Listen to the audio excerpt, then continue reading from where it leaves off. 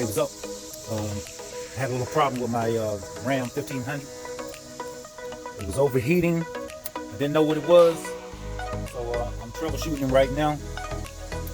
I have my thermostat off, and it seems to be stuck in the open position, so it's jammed. So I got me a new one. I'm about to put this thing on right here. Brand spanking new look. Looks a lot more cleaner than the other one. Alright, so we're gonna check this thing out, see if my heating problem is solved. I'll see you in a minute. Okay, as you can see, we got the thermostat housing loose. We're gonna clean up around the area. We're also gonna replace the thermostat exactly how it is right here.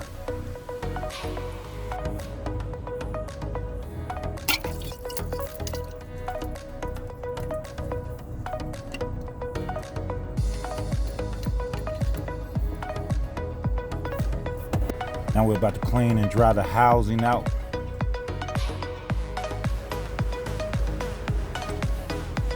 And then we're gonna add the gasket. We got the gasket on there now. And let it sit for a second. And then we'll go ahead and reconnect the housing. Okay, we got the thermostat, the new thermostat in with the housing back over it. Also with the gasket. We're gonna let it sit for a little while. Let the thermostat soak with the antifreeze. And also, I'm gonna get ready to bleed the system with that little screw right there.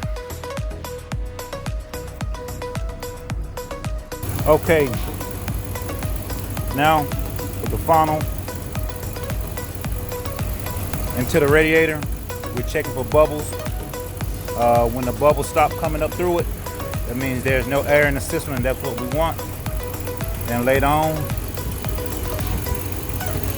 we'll be checking to see, are there any leaks anywhere? All right, we have success. No leaks,